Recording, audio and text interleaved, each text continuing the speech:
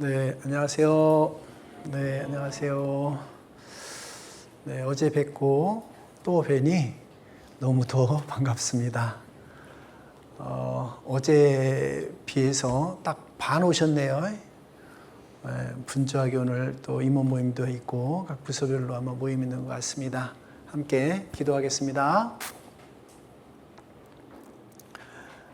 은혜와 사랑이 많으시고 거룩하시며 자비로우신 하나님 감사합니다.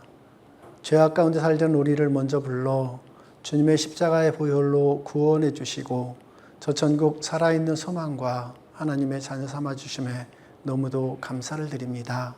특별히 오늘은 주일날 또 이렇게 몸된 교회 안에서 하나님의 말씀으로 교훈받아 한 주간 살아가는 데 힘을 주시고 말씀을 통해 믿는 믿음을 더욱 굳건히 세워주심에 너무도 감사를 드립니다.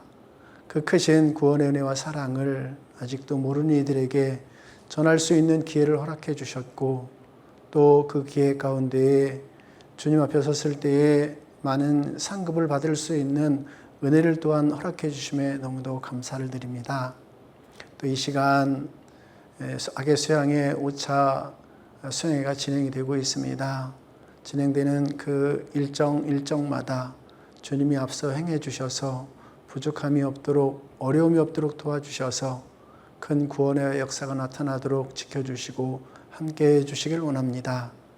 또 이 자리를 알고도 또 참석지 못하시는 형제 자매님들 각각 주님이 함께 하시고 도와주셔서 부끄러움이 없는 삶을 살다 또 이 자리를 함께 할 수 있도록 도와주시기를 원합니다. 우리에게 주신 분량, 우리에게 주신 달란트, 우리에게 주실 상급을 바라보고 주님 앞에 나아가고자 합니다. 특별히 이 시간 성결에 대하여 말씀을 통해 상고하고자 합니다. 은혜 위에 은혜를 더해 주셔서 은혜 가운데 마칠 수 있도록 도와주시기를 원합니다. 모든 것 감사를 드리며 우리를 언제나 사랑하시고 구원해 주신 예수님 이름으로 기도드립니다. 아멘. 네, 본 말씀 레위기서 20장 같이 보겠습니다. 레위기서 20장 22절부터 26절까지 한 구절씩 교독하는 걸로 하겠습니다. 제가 먼저 읽고 또 우리 형제자매님들께서 그 다음 구절 읽는 순으로 하겠습니다. 20장 22절 제가부터 읽겠습니다. 너희는 나의 모든 규례와 법들을 지켜 행하라. 그리하여야 내가 너희를 인도하여 거하게 하는 땅이 너희를 토하지 아니하리라. 너희는 내가 너희 앞에서 쫓아내는 족속의 풍속을 좇지 말라. 그들이 이 모든 일을 행함으로 내가 그들을 가증히 여기노라. 내가 전에 너희에게 이르기를 너희가 그들의 땅을 기업으로 얻을 것이라. 내가 그 땅 곧 젖과 꿀이 흐르는 땅으로 너희에게 주어 유업을 삼게 하리라 하였노라. 나는 너희를 만민 중에서 구별한 너희 하나님 여호와라. 너희는 짐승의 정하고 부정함과 새의 정하고 부정함을 구별하고 내가 너희를 위하여 부정한 것으로 구별한 짐승이나 새나 땅에 기는 곤충으로 인하여 너희 몸을 더럽히지 말라. 같이 읽겠습니다. 너희는 내게 거룩할지어다. 이는 나 여호와가 거룩하고 내가 또 너희로 나의 소유를 삼으려고 너희를 만민 중에서 구별하였음이니라. 여기 22절부터 26절까지 말씀을 이렇게 단락으로 나눈다면 이제 세 가지로 구분할 수 있다라고 생각이 되는데요.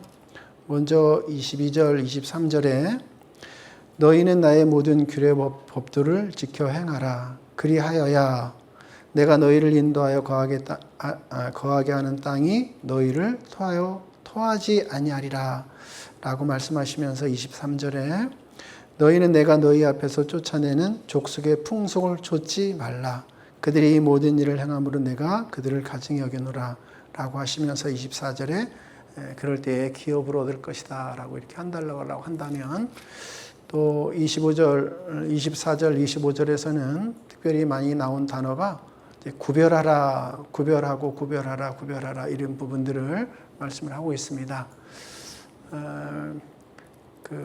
거기 거하는 족속들, 가나안 땅에 거하는 족속들과 구별된 삶을 살아야 된다. 그리고 26절에 세 달락으로 나눈 다음에 26절에서는 그럴 때에 하나님이 거룩하기 때문에 우리도 거룩하게 될 것을 말씀하셨고, 우리를 하나님의 소유로 삼았기 때문에 만민 중에서 우리를 구별해서 거룩하게 하셨다라고 하고 있거든요. 이 거룩이라는 단어와 그 성결이라는 단어를 잠깐 생각해 보면, 성결이라는 단어는 거룩하고 깨끗하다 이런 단어잖아요. 거룩하고 깨끗하다. 한자적으로 되어 있는 거지 않습니까? 거룩하다, 거룩은 한자일까요? 우리 순수 한글일까요?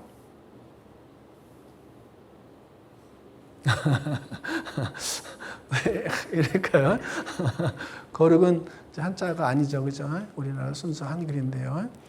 그러니까 거룩하다를 한말로 한다면, 한자적으로 한다면 성결이거든요. 그래서 성결에 대하여 오늘 이제 주자가 그렇게 되어 있더라고요, 보니까.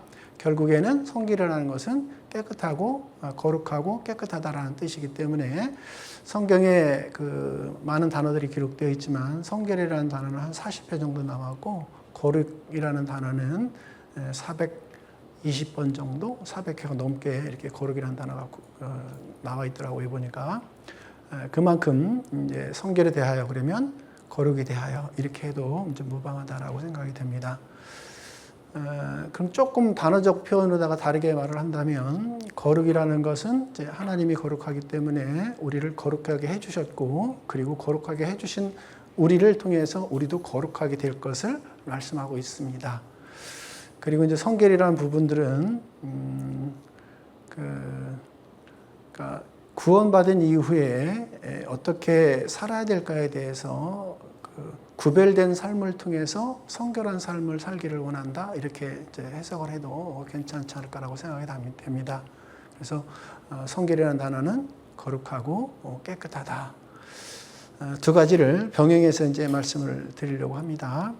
여기 방금 22절부터 26절에 말씀하신 것처럼 여기 본문에 다 나와 있다고 생각이 됩니다. 거룩하기 위해서는 하나님이 거룩하게 되었고 거룩하신 분이기 때문에 우리를 먼저 거룩해 주셨고, 그 가운데 구별된 삶을 통해서 우리를 거룩하게 만드실 것을 말씀하셨고요. 거룩하기 위해서는 무엇이 필요해야 되냐면 자의적인 의지가 있어야 된다는 거예요. 그러니까 순종하는 삶을 살려고 하는 의지. 우리를 믿음을 통해서 거룩하게 해주셨습니다. 그런데 그 거룩을 이루기 위해서는, 성결을 이루기 위해서는 우리의 의지가 분명히 필요해서 순종하는 삶을 살아갈 때에 그런 성결한 삶을 살아갈 수가 있다. 그러면 그 성결한 것을 이루기 위해서는 어떤 삶을 살아가야 될까? 여기 말씀처럼 구별된 삶을 살아야 된다. 이제 이렇게 간단하게 정리를 할 수가 있습니다. 성경에는 하나님의 뜻에 대해서 많은 부분들 말씀하고 있는데요. 특별히 우리가 잘 사용하고 있는 요한복음 6장 40절에 하나님의 뜻은 그 아들 예수를 보고 믿는 자마다 영생을 얻는 이것이니, 그것이 이제 가장 대표적이죠. 그것을 통해서 구원을 받았습니다. 그럼 구원을 받은 이후에는 또 하나님의 뜻이 여러 군데 기록되어 있는데, 특별히 데살로니가 전서 5장 16절로 18절 말씀에는 항상 기도하라, 쉬지 말고 기도하라, 범사에 모든 일에 감사하라. 이는 누구의 뜻이라고 했습니까? 예수 그리스도 안에서 우리를 향하신 하나님의 뜻이다. 여기 세 가지를 말씀하셨습니다. 그리고 또 말씀하신 것이 데살로니가전서 4장을 보겠습니다. 데살로니가전서 4장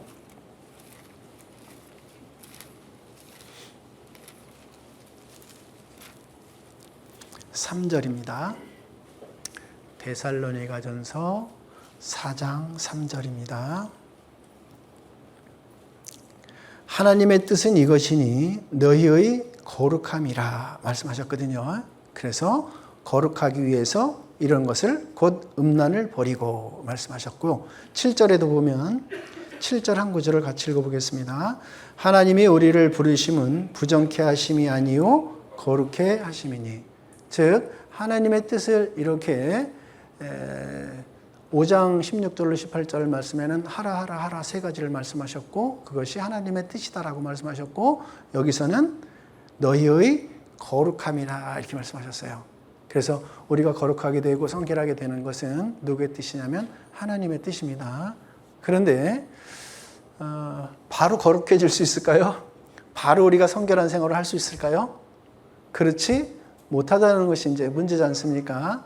그래서 우리가 구원의 3단계를 가만히 생각해 보면 첫 번째 구원이 영혼의 구원이잖아요. 순간, 단번에, 그죠? 단번에 순간 받는 것. 그래서 마가복음 4장에 씨앗을 심었을 때 그 씨앗이 싹이 나는 과정은 순간, 단번에.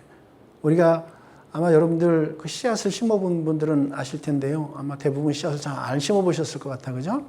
땅에다가 좋은 땅을 만들고 씨앗을 심은 다음에 그 싹이 올라오는 걸 보면요. 어느 순간 이렇게 올라와 있어요. 참 신기할 정도로 그 딱딱했던 땅도 그렇게 뚫고서 금방 싹이 다 올라오거든요. 그래서 영혼의 구원은 단번에 순간에 그러지 않습니까? 믿음으로 말미암아 너희가 구원을 얻었나니. 그러니까 믿음을 통해서 순간에 얻는 구원이 영혼 구원입니다. 그렇지만 그 싹이 열매가 되기까지 자라는 과정이 있어요. 그죠? 자라는 과정은 이삭이라고 하지 않습니까? 자라는 과정은 정말 오랫동안 돼요. 봄에 싹이 났다면 가을에 추수를 할 때까지 그 기간이 길지 않습니까? 이런 것처럼 우리의 성결하게 되고 거룩하게 되는 과정은 이렇게 긴 시간을 요하고 있다는 겁니다. 그것처럼 우리의 두 번째 구원, 성품의 구원, 그죠? 우리의 성품의 구원, 이 생활 구원은 좀 오랜 동안 걸리는 것처럼 지속적으로 꾸준하게 하나씩 바꿔나가는 삶을 살아가는 거예요. 그것을 구별된 삶이라. 구별된 생활 가운데에서 우리가 그렇게 이루어나간다는 겁니다. 그리고 이제 이삭의 과정이 오랫동안 길다가 또 열매가 달려서 익는 과정까지가 좀 걸리는 거죠. 그죠? 충실한 곡식이 되기까지 되었다면 충실한 곡식은 가만 놔두면 안 되거든요. 왜요? 가만 놔두면요. 다 떨어진다든가 거기서 싹이 나서 사람이 먹을 수가 없어요.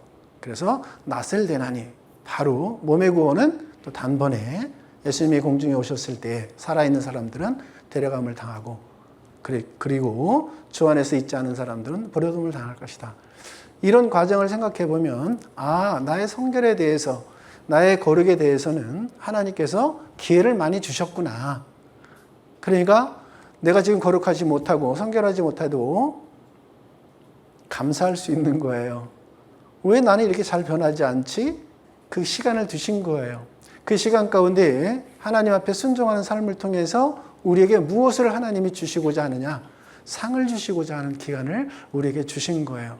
또 그렇게 생각해 보니까 마음에 감사가 오고 마음에 하나님의 사랑을 더 나타내려고 하는 자연스러움이 우리에게 이제 들어오게 되죠. 왜요? 그런 기간을 주셨기 때문에 그것 또한 하나님께서 우리에게 많은 부분 더 주시기 위해서 그 기간을 주셨다는 겁니다. 근데 요양원이나 이렇게 요양병원에 가보면 정말 연세 드신 분들이 누워 계셔서 본인 스스로 할 수 있는 것이 아무것도 없어요. 물 한 모금, 식사 한 끼도 본인 스스로 할 수 있는 것들이 없습니다. 그런 분들이 구원을 받고 나서 어떤 현상들이 일어날까? 얼굴에서부터 이제 표정이 다르죠. 전도서에 있는 말씀처럼 써나온 얼굴이 변하느니라. 아마 여기 우리 형제자매님들도 구원받기 전의 모습과 구원받은 이후의 모습들이 분명히 달라진 분들이 많이 계실 거로 생각이 됩니다. 특별히 이제 어르신이 돼서 정말 나이가 많이 돼서 세상에서 그냥 그렇게 그 세상 것을 다 취하고 살다가 구원을 받으면 얼굴이 변한 분들이 정말 많이 있는 것을 우리는 볼 수 있거든요. 그만큼 하나님의 말씀이 들어가면 그렇게 사나운 얼굴이 변하게 되는 거죠. 그리고 나서 바로 변해서 계속 그렇게만 살면 좋은데 계속 그렇게 살지 못하는 것이 이제 문제죠. 그죠? 왜요? 우리는 세상에 살기 때문에 누구와 함께 살기 때문에 사단 마귀와 함께 살기 때문에 그 가운데에서 넘어지고 거룩한 삶을 또 잃어버리기도 하고 다시 또 말씀을 통해서 일어나기도 하는 겁니다. 그래서 이 기간을 순간적인 거룩은 있을까요? 없을까요? 있을 수도 있지만 거의 없다라는 거예요. 순간적인 거룩은 한 번에 예수님처럼, 한 번에 사도 바울처럼 되는 경우는 없다라는 거예요. 그래서 지속적이고 꾸준함을 통해서 우리가 어디에서 살 것인가가 가장 문제가 되는 거죠. 그리고 어디에서 살면서 무엇을 하느냐가 가장 중요하게 우리에게 다가올 수 있다는 겁니다. 그것을 통해서 우리는 정말 변화된 성결의 삶을 살아갈 수 있다는 겁니다. 그래서 하나님의 몫은, 하나님이 하신 일은 우리를 위해서 십자가에 죽으신 예수님의 대속의 사건, 그리고 우리가 해야 할 몫은 생활과 환경 가운데에서 세상에 노출되지 않고 구별되는 삶을 살아가면서 내가 의지적으로 순종하는 삶을 살아갈 때에 거룩한 삶을 살아갈 수 있다라고 말씀을 드릴 수가 있습니다. 요한일서 4장을 보겠습니다. 요한일서 4장.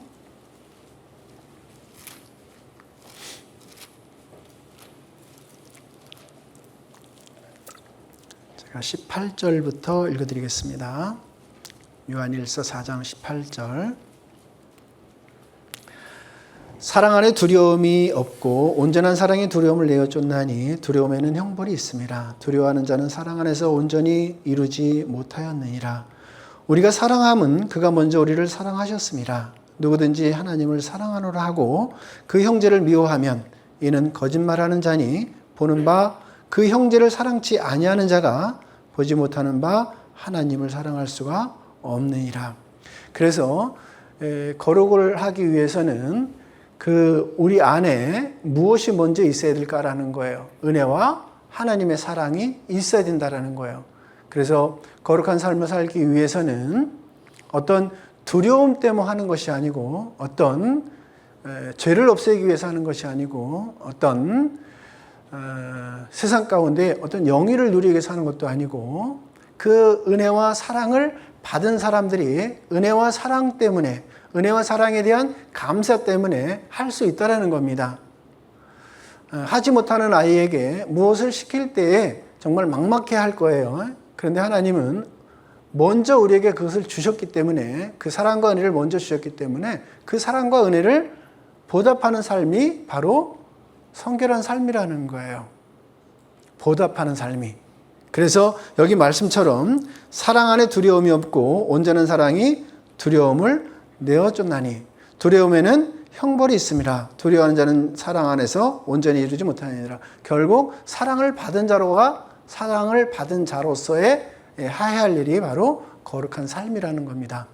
그러면 이 사랑을 받지 못한 사람은 과연 그걸 할 수 있을까? 그것이 가능하지 않다라는 걸 설명하고 있는 거죠. 우리가 사랑하면 그가 먼저 우리를 사랑하셨습니다. 결국 하나님의 사랑을 받은 자가 그 사랑을 나타낼 수 있는 것처럼 거룩한 삶도 그렇게 할 수 있다라는 겁니다. 그래서 이 거룩한 것은 두려움 때문에 하는 것이 아니고 무엇 때문에 한다? 은혜 때문에 한다라는 겁니다. 두려움 때문에 하는 것이 아니고 은혜 때문에 한다라는 겁니다. 고린도전서 9장입니다. 고린도전서 9장 21절입니다. 9장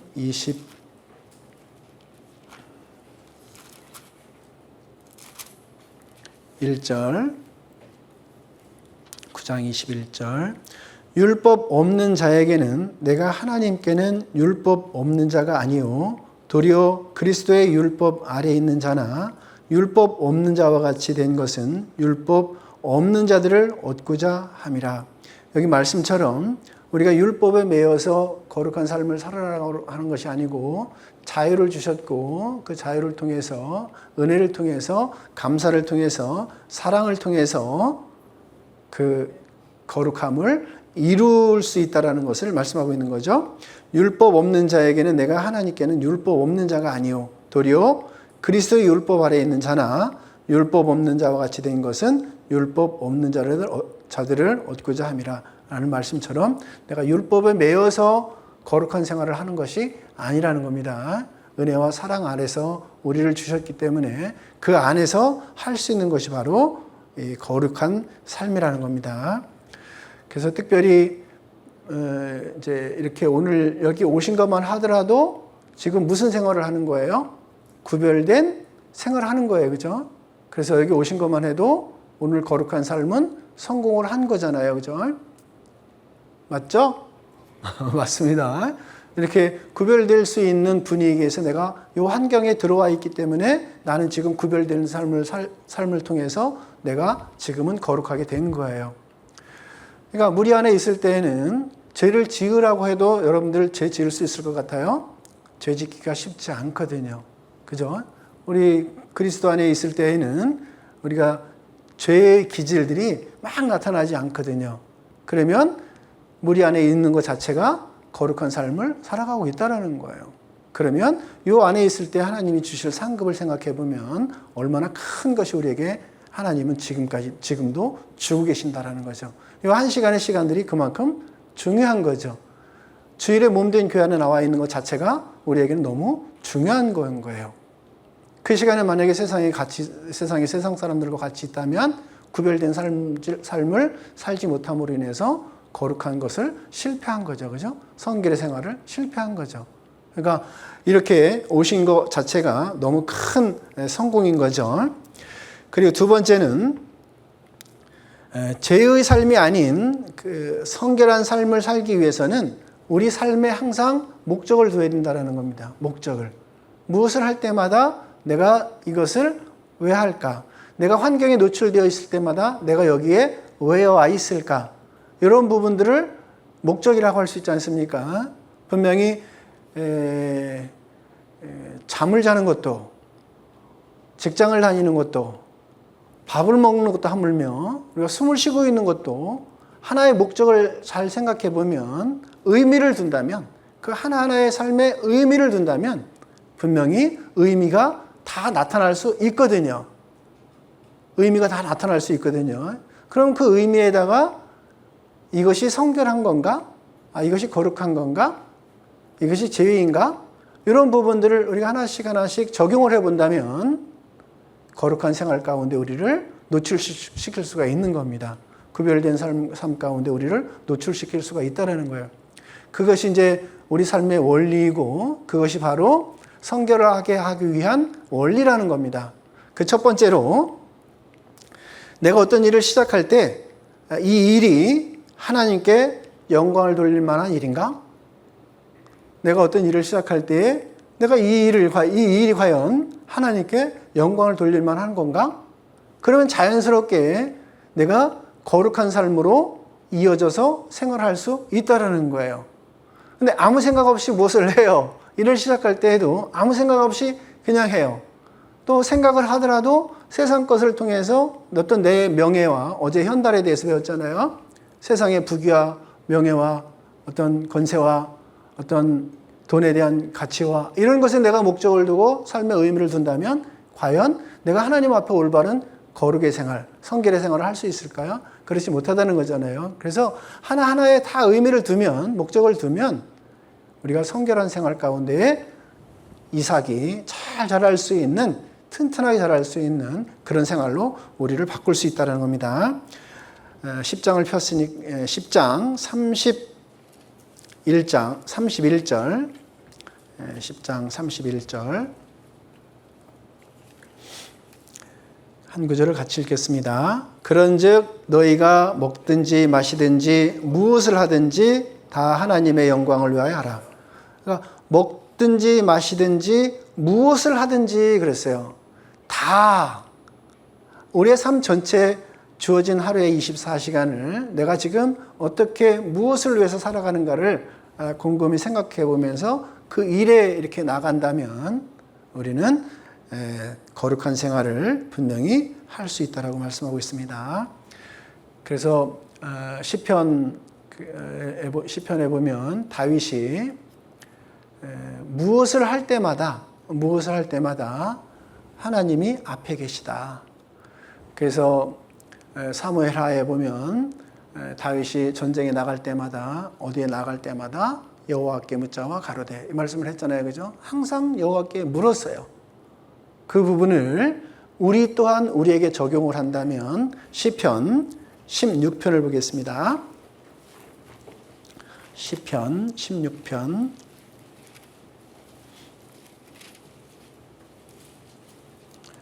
7절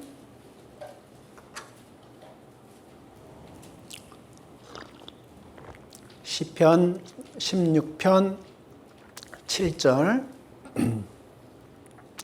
나를 훈계하신 여호와를 송축할지라 밤마다 내 심장이 나를 교훈하도다. 내가 여호와를 항상 내 앞에 모심이여 그가 내 우편에 계심으로 내가 요동치 아니하리로다. 이러므로 내 마음이 기쁘고 내 영광도 즐거워하며 내 육체도 안전히 거하리니 이는 내 영혼을 음부에 버리지 아니하시며 주의 거룩한 자로 썩지 않게 하실 것임이니이다. 주께서 생명의 길로 내게 보이시리니 주의 앞에는 기쁨이 충만하고 주의 우편에는 영원한 즐거움이 있나이다. 여기 8절에 내가 여호와를 항상 내 앞에 모심이여, 이것이 이제 가장 중요한 거죠. 이것을 신전의식, 코람데오라고 하죠. 그죠? 그러니까 하나님이 항상 내 앞에 계시다고 생각한다면 우리는 자연스럽게 성결한 삶을 살아갈 수 있는 거죠. 부모님 앞에서 잘못된 일 해요? 잘 못하죠? 그죠? 선생님 앞에서 잘못된 일 해요? 잘 못하시잖아요. 그죠? 여기 앞에서 잘못된 일 해요? 잘 못하시지 않습니까? 그런데 창조주이신 하나님 앞에 우리가 하나님 앞에 계시다면, 하나님이 우리 앞에 계시다면 과연 내가 죄 가운데로 갈 수 있겠느냐? 그러지 못하다는 거예요. 그럼 죄 가운데로 가지 못한다는 것은 어디로 가는 겁니까? 거룩한 삶과 성결한 삶으로 갈 수 있다고 합니다. 이것이 다윗은 그래서 9절, 10절, 11절을 말씀하고 있는 거거든요. 내가 여호와를 항상 내 앞에 모심이여 그가 내 우편에 계심으로 내가 요동치 아니하로다. 우리에게도 말씀하고 있지 않습니까? 다윗에게만 말씀하신 것이 아니고 우리에게도 말씀하고 있는 거예요. 그러므로 인해서 11절에 주께서 생명의 길로 내게 보이시리니 주의 앞에는 기쁨이 충만하고 주의 우편에는 영원한 즐거움이 있나이다. 이런 생활을 충분히 살아갈 수 있겠죠. 그죠? 다윗은 하나님이 항상 앞에 계심을 통해서 이런 즐거움과 기쁨을 알고 있었던 겁니다. 또 두 번째는 무슨 일을 할 때마다 내가 지금 어떤 일을 할 때마다 예수님 같으면 이 일을 과연 하실까? 내가 무슨 일을 할 때마다 예수님이라면 이 일을 예수님은 하실까? 만약에 내 마음의 양심을 통해서 예수님은 분명히 하시지 않을 거야 라는 마음이 든다면 우리가 해야 될까요? 하지 말아야겠죠. 그죠? 분명히 예수님은 해야 할 일과 하지 말아야 할 일들을, 그런 말씀들을 사복음서에 수도 없이 많이 말씀해 놓으셨습니다.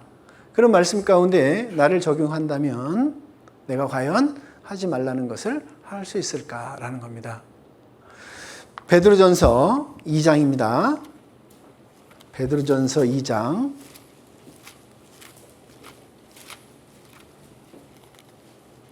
21절입니다. 베드로전서 2장 21절. 특별히 베드로전서는 1장부터 5장까지 고난에 대한 유익을 계속 말씀하셨거든요.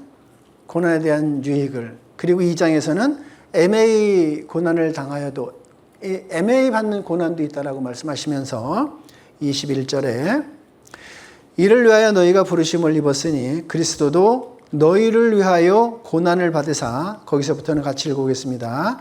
너희에게 본을 끼쳐 그 자취를 따라오게 하려 하셨느니라. 결국 내가 무엇을 할 때마다 예수님이라면 이 일을 하실까?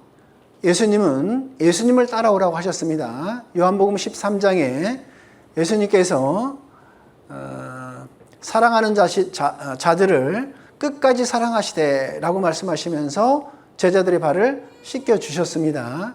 그리고 하신 말씀이 내가 행하게 하려 하여 너희에게 본을 보여느라. 그러니까 예수님이 하신 것은 본을 보이신 이유는 내가 행한 것 같이 행하게 하려고 너희에게 본을 보였다라는 말씀처럼 여기에도 똑같이 말씀하고 있거든요.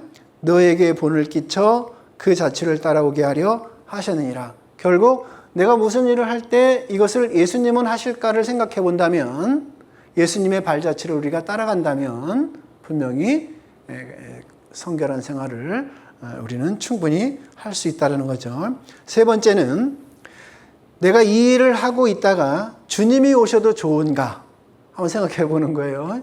내가 어떤 일을 하고 있는데 이 순간에 주님이 오신다면, 나를 데려감을 당하고 내가 이 데려감을 당한다면, 이 순간에 데려감을 당한다면 과연 부끄러움을 끼칠 수 있는 건지 아니면 영광을 받을 수 있는 것인지. 영광을 받을 수 있는 것이라는 것은 성결한 생활을 하고 있는 것이고, 부끄러움을 끼치고 있다는 것은 성결하지 못한 생활을 하고 있다는 거잖아요. 그러면 내가 무엇을 구분해서 어떤 것을 일을 해야 할까를 또 우리는 충분히 알 수 있다는 겁니다. 그래서 성결할 수 있는 이유는 주님이 오실 때, 내가 지금 이 일을 하고 있는데 주님이 오신다면 나에게 책망을 하실까 영광을 주실까를 생각해 본다면 분명히 그 일에 대해서 우리는 다시 한번 생각해 볼 수 있다는 거예요. 요한일서 2장 28절입니다. 요한일서 2장 28절. 자녀들아 이제 그 안에 거하라. 이는 주께서 나타내신 바 되면 그의 강림하실 때에 우리로 담대함을 얻어 그 앞에서 부끄럽지 않게 하려 함이라. 여기 주 안에 그 안에 거하라라고 하시면서 주께서 나타내신 바 되면 그의 강림하실 때에, 분명히 강림하신다, 오신다라고 말씀하셨거든요. 이 강림하시는 것을 우리가 소망한다면, 그죠? 주님이 오시는 것을 우리가 소망한다면 크게 소망할수록, 크게 풍성하게 소망을 이룰수록 우리는 더 거룩한 삶 가운데 나아갈 수 있다라는 거죠. 예수님께서 마태복음 24장에 마지막 때와 그리고 예수님이 오실 때가 언제입니까? 라고 물어봤을 때 징조를 말씀하셨습니다. 그리고 14절에 복음이 세상에 전파되면 그제야 끝이 오리라. 하나님의 말씀이 전 세계에 전파되면 그제야 끝이 오리라 하고 징조까지도 말씀하셨습니다. 우리에게 나타내는 많은 징조들이 있습니다. 그 징조들을 우리가 정말 잘 알면서도 불구하고 소망이 사라지면 우리는 거룩한 삶 가운데 거할 수가 없습니다. 그래서 이 소망을 더욱 크게 가질 수 있다면 성결한 생활 가운데 갈 수가 있겠죠. 3장 3절에 그 말씀을 하고 있는 겁니다. 3장 3절 한 구절을 같이 읽어보겠습니다. 주를 향하여 이 소망을 가진 자마다 그의 깨끗하심과 같이 자기를 깨끗하게 하니라. 그죠? 이 소망을 가진 자마다 누구를 향하여? 주를 향하여. 그 앞에 2절에서는 이 말씀을 하셨거든요. 사랑하는 자들아 우리가 지금은 하나님의 자녀라. 장래에 어떻게 될 것은 아직 나타나지 아니하였으나 그가 나타내심이 되면 우리가 그와 같을 줄 아는 것은 그랬어요. 우리는 분명히 부활하신 예수님처럼 하나님처럼 변화될 것에 대해서 말씀하고 있습니다. 그것을 내가 소망으로 가질 때에 과연 우리가 죄 가운데 갈 수 있게 되냐. 그러지 않고 그 소망을 가진 자마다 그의 깨끗하심과 같이 하나님의 거룩하심과 예수님의 깨끗함 같이 우리도 또한 깨끗하게 하느니라 말씀하고 있거든요. 어떻게 보면 단순하면서도 쉬운데 우리가 행하기가 어렵죠. 우리 광주교회 청년의 형제자매님들은 쉬운가 보네요. 감사합니다. 어쨌든 저도 이렇게 이제 전도인으로 부름 받아서 이 전도인 생활을 하고 있지 않습니까? 그럼에도 불구하고 이 안목의 정욕과 이생의 자랑과 이런 부분들이요 계속 올라올까요? 안 올라올까요? 이제 나이가 들다 보니까 육신의 정욕은 이제 많이 좀 사라졌겠죠, 그죠? 그런데 눈으로 보는 것과 이 명예욕은요 잘 안 사라지는 것 같아요. 정말 잘 안 사라지는 것 같아요. 보면 볼수록, 그리고 마음에 그 연세가 들수록 어르신들에게 뭐라고 합니까? 옹고집이라고 하잖아요. 그죠? 할아버지 할머니들 고집이 세면서 옹고집이라고 하지 않습니까? 그만큼 없어지지 않는 것들이 생기는 거예요. 그러니까 더 이렇게 일어날 수 있는 부분들, 마음에 일어날 수 있는 부분들은 계속 주님 앞에 갈 때까지 끊임없이 그 욕구라는 것이 있다라는 겁니다. 그러니까 쉽지가 않은 거죠, 사실은. 쉽지가 않기 때문에 반대적으로 생각하면 하나님이 주실 것은 너무 크다라는 거예요. 우리가 쉬운 것을 한다면 하나님이 주실 상이 얼마나 대단하지 않을까요? 그죠? 대단하지 않다고 생각할 수 있지 않습니까? 그런데 하지 못하는 것을 하기 때문에, 할 수 없는 것을 하기 때문에 하나님 앞에 섰을 때 영광이 더 크다라는 거예요. 그래서 그런 영광에 대한 소망과 정말 주님이 오실 그 소망이 크면 클수록 자기 자신을 거룩한 삶 가운데 우리를 나아갈 수 있다는 것을 말씀하고 있습니다. 네 번째는 이제 우리 위치를 한번 생각해 보는 거예요. 내가 지금 누가 되었는가? 내가 지금 어느 위치에 있는가? 나는 지금 누구인가? 그죠? 내가 지금 하나님의 자녀, 왕으로서, 왕자로서 내가, 자매님들은 공주로서 정말 내가 그렇게 살아가고 있는 신분이 내가 바뀌었지 않습니까? 그죠? 바뀐 신분인데도 불구하고 내가 거지의 신분으로다가 살고 있다면 분명히 거지처럼 살아가는 거예요. 그런데 왕의 신분으로, 왕자의 신분으로, 하나님의 자녀의 신분으로 내가 있다고 생각한다면 충분히 흙탕물에서 놀지 않고 깨끗한 물에서 놀 수 있다는 겁니다.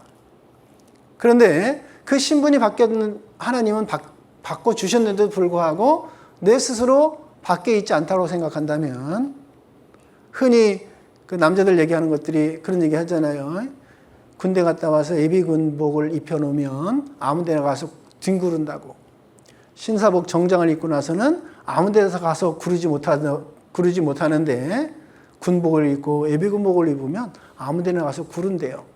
그것을 우리 자매들을 얘기한다면 아가씨 때와 아줌마가 돼서 애들을 맨 낳고서 옷이 달라지는 경우 있죠. 집에 보면 그죠? 펑퍼짐한 옷에다가 아무 데서나 앉아도 되는 그런 생활처럼 정말 내 신분이 어떤 신분으로 바뀌었느냐가 너무너무 중요한 거예요. 우리를 하나님의 자녀로 삼아주셨다. 임금이 하는 역할과 그리고 그 정말 불량자들이라고 할까요? 노숙자들이 하는 것은 분명히 다릅니다. 임금이 왕복을 입고 서울 지하철역에 가서 노숙자들처럼 누워있을 수 있을까요? 누워있을 수 없습니다. 그것처럼 똑같이 우리에게 왕같은 제사장, 하나님의 자녀로 삼아주셨기 때문에 나의 위치를 정확하게 아는 것, 내가 누구인지를 정확하게 알면 그 합당한 생활을 분명히 우리에게 할 수 있다는 겁니다. 마태복음 5장입니다. 마태복음 5장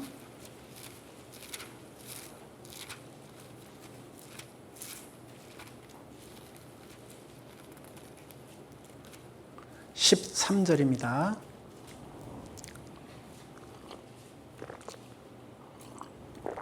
마태복음 5장 13절.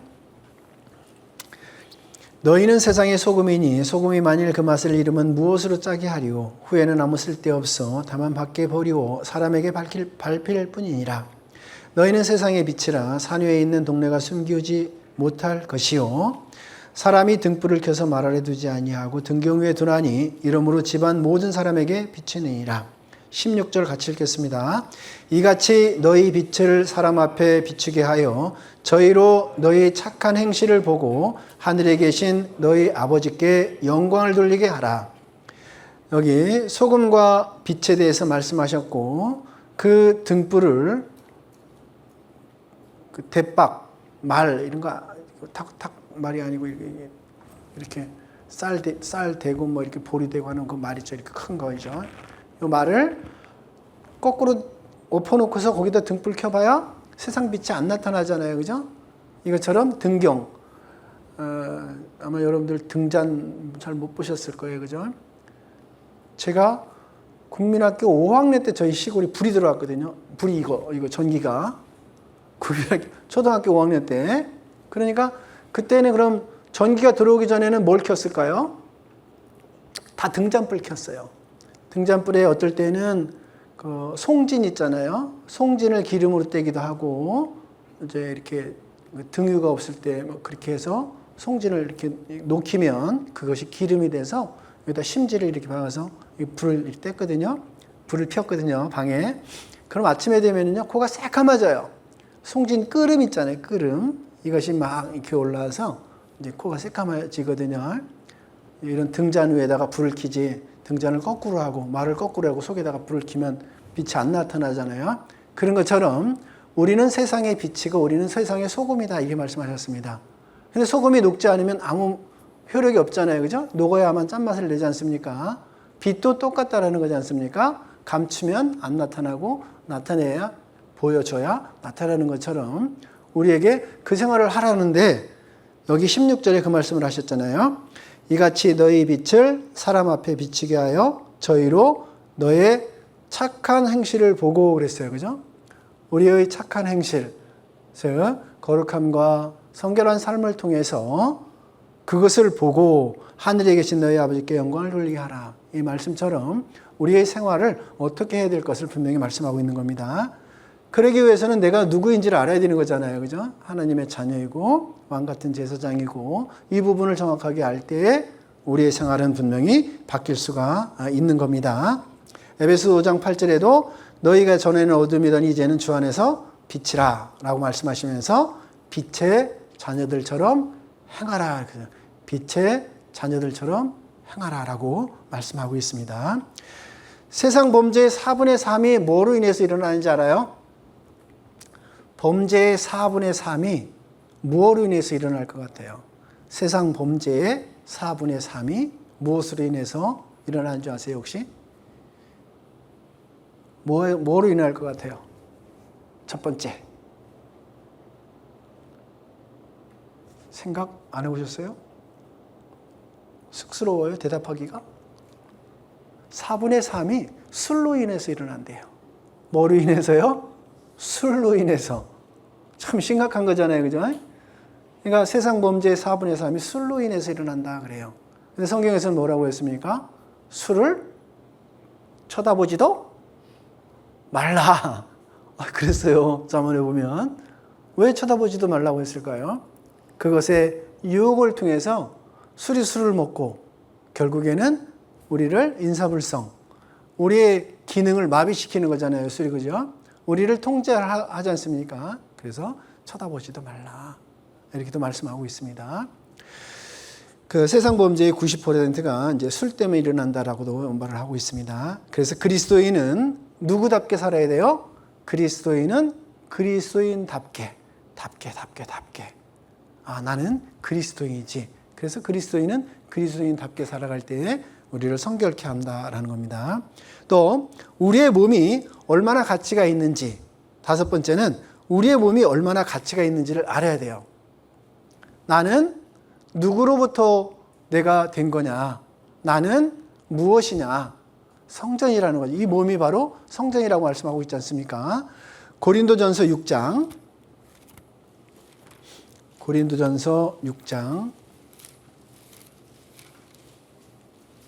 19절, 고린도전서 6장 19절. 너희 몸은 너희가 하나님께로부터 받은 바 너희 가운데 계신 성령의 전인 줄을 알지 못하느냐? 너희는 너희 것이 아니라 값으로 산 것이 되었으니 그런즉 너희 몸으로 하나님께 영광을 돌리라. 즉 내 몸이 성전이라는 것을 알고 난 이후에는 요즘 대학생들 가운데에 남자들이 담배를 더 많이 피울까요? 여자들이 담배를 더 많이 피울까요? 아마 대부분 남자들이라고 생각할 거예요. 그죠?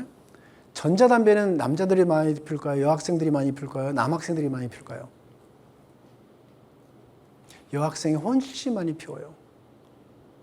아마 여기 대학생 형제자매들 계신 수 있겠는데요. 학교에 그렇지 않아요? 그게 통계 조사를 해보니까 그런 거예요.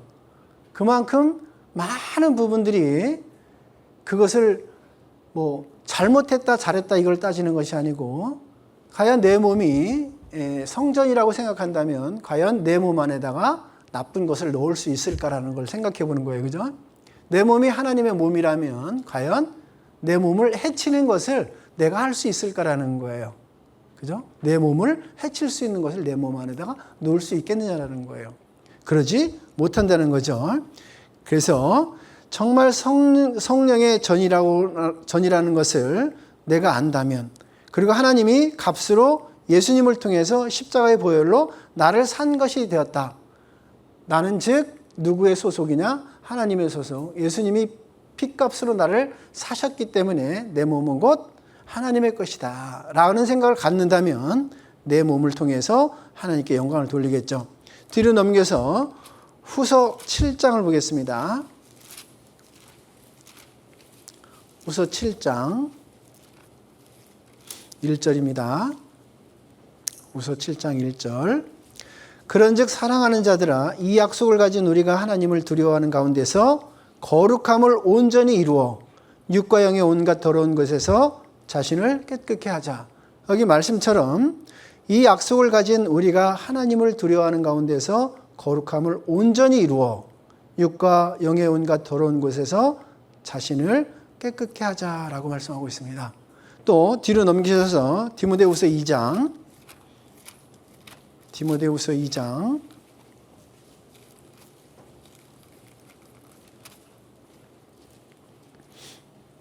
20절,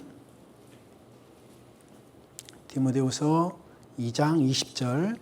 큰 집에는 금과 은혜의 그릇이 있을 뿐 아니요 나무와 질그릇도 있어 귀 쓰는 것도 있고 천이 쓰는 것도 있나니. 21절은 같이 읽겠습니다. 그러므로 누구든지 이런 것에서 자기를 깨끗하게 하면 귀 쓰는 그릇이 되어 거룩하고 주인의 쓰심에 합당하며 모든 선한 일에 예비함이 되리라. 여기 우리를 그릇으로 이제 말씀하고 있지 않습니까? 그러면 나는 어떤 그릇이 되어야 될까? 깨끗한 그릇이 되어야 된다. 그래야 주인의 쓰심에 합당하다라고 말씀하고 있거든요. 그래서 우리 자신의 몸이 무엇이라는 것을 잘 알게 된다면 우리는 거룩한 생활 가운데 우리가 나아갈 수 있다라고 말씀하고 있습니다. 그러므로 누구든지 이런 것에서 자기를 깨끗하게 하면, 그렇죠? 자기를 깨끗하게 하면이라고 말씀하셨거든요. 우리를 정말 깨끗하게 하면 귀 쓰는 것이 되어 거룩하고 주인의 쓰심에 합당하며, 주인의 쓰심에 합당한 그릇이 되기 위해서 우리를 깨끗한 그릇으로 항상 만들으라고 말씀하고 있는 겁니다. 또 6번째는 주어진 시간을 더 좋게 사용할 수 있지 않겠는가. 그러니까 내가에게 주어진 시간은 누구든지 공통적으로 주어진 시간이 하루에 24시간입니다. 그죠? 구원받은 사람이나 구원받지 않은 사람이나 모두에게 주어져 있는 공통적인 시간이 하루 24시간이거든요. 그 24시간을 과연 전부에서 말씀하신 것처럼 목적이 있는 삶, 내가 이것을 해야 할까? 지금 이 시간에, 그죠? 이 시간에 주어진 시간에 무엇을 위해 내가 지금 하는 거지? 그 시간마다 주어져 있는 환경들이 있잖아요. 요 한 시간은 말씀을 통해서 어떻게 하면 성결하게 될까? 성결한 삶을 살아갈 때에 하나님은 무엇을 우리에게 주실까? 이런 부분에 대해서 배우고 있는 거지 않습니까? 그만큼 목적이 있는 거예요. 그죠? 이 시간에 대한 목적이 있는 겁니다. 근데 가끔 제가 이렇게 물어봐요. 왜 잠을 자요? 자매님은 왜 잠을 자요? 내일 일을 하기 위해서요. 피곤하니까요. 우리는 흔히 그렇게 대답할 수가 있거든요. 그죠? 지금을 잠을 자야 될 시간이니까요. 그것을 조금 다르게 목적을 생각한다면 이렇게 목적을 세울 수도 있을 것 같아요. 내일 일어나서 하나님의 일을 하기 위해서 내가 잠을 자야 됩니다. 이렇게 목적만 살짝만 바꿔도 잠을 똑같이 자지만 잠자는 의미가 좀 달라지지 않을까요? 그죠? 완전히 달라지는 거예요. 그러면 그 목적을 갖고 내가 의미를 두고 잠을 자게 된다면 잠자기 전에 기도하지 않을까요? 잠자고 일어나서 기도하지 않을까요? 분명히 기도할 수 있다는 거예요. 그럼 잠자는 시간 7시간, 6시간이라도 그 6시간, 7시간이 누구를 위해서 사용되어지고 있는 거예요? 주님을 위해서 사용되고 있는 거예요. 너무 쉽지 않아요? 주님을 위해서 사는 삶이? 너무 쉽잖아요. 그죠? 이렇게 정말 주어진 시간 24시간에 하나하나마다 다 의미를 두고 목적을 둔다면 세월을 아끼라 때가 악하니라 라고 말씀하신 것처럼 정말 세월을 아끼고 이 세상이 악한데 불구하고 그 시간을 아껴서 쓰는 거 아닌가요? 하나님을 위해서 24시간 모두를 다 사용할 수 있다는 거예요. 제가 상담을 오면 가끔가다 그렇게 물어봐요. 24시간 중에서 하나님을 기쁘게 하는 시간, 하나님을 위해서 사용하는 시간이 얼마나 돼요? 라고 물어보면요. 다들 엄청 겸손해요. 제가 1시간도 못해요. 그래요. 1시간도 못해요. 아마 여기 형제자매님들에게도 그렇게 직접적 단도적으로 물어보면 겸손하셔서 그렇게 얘기할 거예요. 그런데 24시간을 의미를 잘 두고 살지 않는다는 뜻이거든요. 그것은. 그죠? 목적을 잘 두고 살지 않는다는 거예요. 오로지 세상의 명예와 세상의 어떤 돈을 벌기 위한 목적만 가득 차다라는 겁니다. 그런데 그렇게 세상을 위해서 우리가 살지만 그 의미를 조금씩 바꿔보면 다 주님을 위해서 24시간을 다 사용할 수가 있다는 거예요. 다 사용할 수가 있다는 거예요. 취직해서 직장 일을 왜 하세요라고 하면 돈을 많이 벌어서 교회를 위해서 쓰려고요. 이렇게 얘기를 하거든요. 먼저 얘기하는 것이 돈을 많이 벌어서 교회를 위해서. 그건 너무 좋아요. 그죠? 그런데 그 안에서 그리스도인으로서 합당한 생활을 하기 위해서 내가 교회 생활을 합니다. 내가 그 안에서 정말 그 그리스도인으로서 주의 많이 이루어진 영혼들을 위해서 내가 직장 생활을 합니다. 그것과 돈을 벌기 위해서는 좀 다르잖아요. 그죠? 똑같이 직장 생활하는데 의미를 조금 다르게 부여한다면 그 직장 생활 8시간도 다 누구를 위해서 사용되고 있느냐.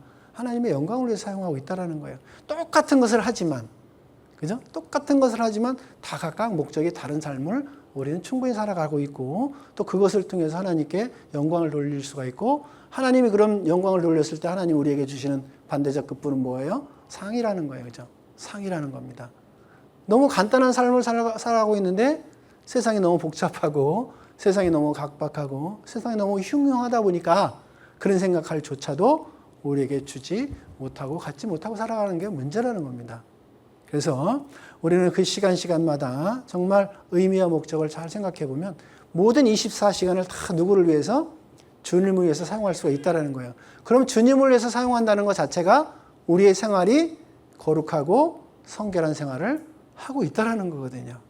그게 얼마나 기쁘고 즐거울까요? 자연스럽게 기쁘고 즐거울 수밖에 없는 겁니다. 그게 은혜와 사랑에 대한 감사의 표현이거든요. 그게 은혜와 사랑에 대한 감사의 표현인 거예요. 그러니까 무엇이 끝나고 나면 그 시간이 끝나고 나면 홀가분하고 기쁨으로 충만할 수밖에요. 성령의 충만함을 통해서 우리가 살아갈 수밖에 없는 겁니다. 또 7번째는 마지막으로는 이 일을 할 때 그리스도의 생활이 짐인지 아니면 자유인지 홀가분한 일인지 기쁨인지 그것을 우리는 한번 생각해 봐야 돼요. 우리가 교회에 나오는 것이 짐이 된 건지 아니면 나에게 하나님께서 더 자유를 주셔서 그것을 즐거움으로 만끽하라고 하는 건지 그래서 내가 이 자리에 참여한 건지 좀 다르다고 생각해요. 물론 때때로는 짐이 돼서 그 자리에 갈 수도 있습니다. 짐이 돼서 내가 그 일을 할 수도 있어요. 그죠? 그런데 그 짐이 된 것보다도 내가 그 안에 즐거움을 찾기 위해서 그 안에서 기쁨을 누리기 위해서 온다면 좀 그 의미는 너무너무 다르다라는 거예요. 짐이 되면 판단하고 그리고 마음에 불평이 올라오고 마음에 불만이 먼저부터 올라와요. 그게 짐이라는 특성이에요. 그러면 마음에 불만과 불평과 이런 것들이 온다는 것은 내가 지금 무엇을 하고 있는 거예요? 죄를 짓고 있다는 겁니다. 그죠? 그러지 않고 정말 기왕 갈 거, 기왕 참석할 거, 기왕 말씀 들을 거, 기왕 형제자매랑 사랑의 교제를 나눌 거, 기쁨으로 내가 가야지 라는 것과 짐으로 가는 것은 분명히 의미 자체가 다 다르다는 거예요. 기쁨으로 올 때가 더 거룩한 생활을 할 수 있다는 겁니다. 짐으로 올 때에는 거룩한 생활보다는 마음에 죄가 먼저 송사해요.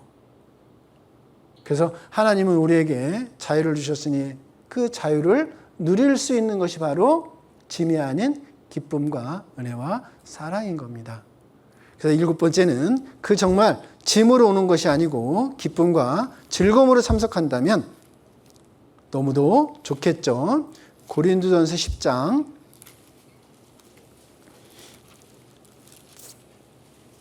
33절,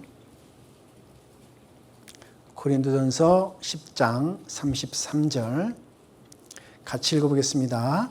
나와 같이 모든 일에 모든 사람을 기쁘게 하여 나의 유익을 굳이 아니하고 많은 사람의 유익을 위하여 구하여 저희로 구원을 얻게 하라. 나와 같이 모든 일에 모든 사람을 기쁘게 하여. 이렇게 첫 번째 나오는 게 뭐라고 했어요? 나와 같이. 그래서 그죠? 그러면 나도 지금 기쁘다는 거잖아요. 그죠? 나와 같이 모든 일에 모든 사람을 기쁘게 하여. 그랬거든요. 나도 기쁘고 모든 사람을 기쁘게 하라. 이거잖아요. 그런데 내가 기쁘지 않고 내가 짐이 되고 있어요. 그럼 과연 다른 형제자매를, 다른 이뤄진 영혼들을 기쁘게 할 수 있습니까? 기쁘게 할 수 없더라는 거예요. 나와 같이 모든 일에 모든 사람을 기쁘게 하여 나의 유익을 굳이 아니하고 많은 사람의 유익을 구하여 저희로 구원을 얻게 하라. 결국 짐이 아닌 다른 사람의 구원을 위해서 내가 먼저 기쁨을 통해서 그 일을 하라고 말씀하고 있는 겁니다. 욥기서 1장에 보면 욥이 자녀들을 이렇게 양육하고 그리고 많은 동물들을 기르고 했을 때 이 말을 하거든요. 욥기 1장. 욥기 1장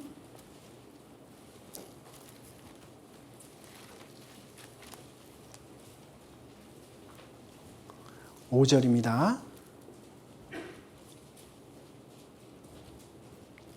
욥기 1장 5절.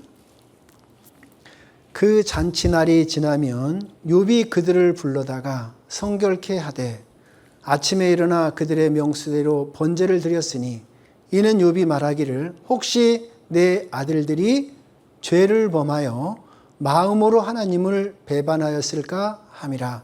욥의 행세가 항상 이러하였더라. 잔치날이 지나면 욥이 그들을 불러다가 무엇을 했어요? 성결케 하되. 그랬어요. 왜 이 성결케 했냐면 내 아들들이 죄를 범하여 마음으로 하나님을 배반하였을까 함이라 그러거든요. 그래서 우리의 성결한 생활은 무엇을 멀리하게 하는 거냐면 죄를 멀리하게 하는 거예요. 또 한 구절만 더 볼게요. 요한복음 11장